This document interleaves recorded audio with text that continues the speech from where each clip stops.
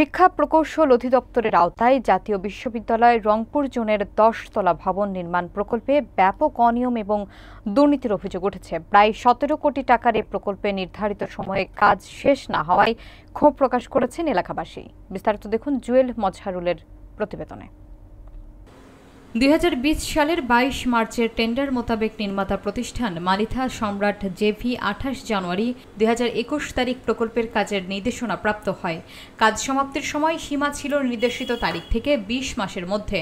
ইতিমধ্যে দুইবার কাজ সমাপ্তির সময় পিছিয়ে নিলেও অদ্যাবধি শেষ করেননি। পানি, বিদ্যুৎ এবং স্যানিটারি মালামাল সহ এই 10 তলা ভবন নির্মাণ প্রকল্পের ব্যয় বরাদ্দ ছিল 17,26,145 টাকা।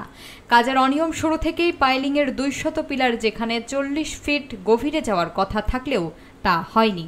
এলাকাবাসী সূত্রে জানা যায়, পাইলিং পাইপের কেটে রাখা অতিরিক্ত বেশ কিছু অংশ পার্শ্ববর্তী গর্তে লুকিয়ে রেখেছে। ইট, বালি, পাথর সহ অন্যান্য সকল নির্মাণ সামগ্রীর রেশিও অনুযায়ী গুণগত মান বজায় রাখেনি। ভবনের কাজ শেষ হয়নি, স্থানান্তরও হয়নি রহস্যজনক কারণ তৃতীয় তলায় অফিস করছে বিশ্ববিদ্যালয় কর্তৃপক্ষ। শিক্ষা প্রকৌশল অধিদপ্তর রংপুরের নির্বাহী প্রকৌশলী মোহাম্মদ মেহেদী হাসান বলেন, প্রকল্প শুরুর দিকে আমি ছিলাম না, তাই গোড়ার দিকটা অবগত নই। অনিয়ম হচ্ছে ঠিক, বর্তমানে আমরা নিয়মিত তদারকি করছি। ঠিকাদারি প্রতিষ্ঠানের স্বত্বাধিকারী আনোয়ার হোসেনের সাথে সংশ্লিষ্টতা রক্ষা করার চেষ্টা করেছি, কিন্তু উনি কাউকে পাত্তা দেন না।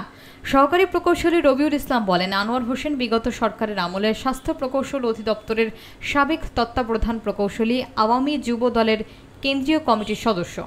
সঙ্গত কারণে আমাদের সাথে ঔদার্যপূর্ণ আচরণ করেন।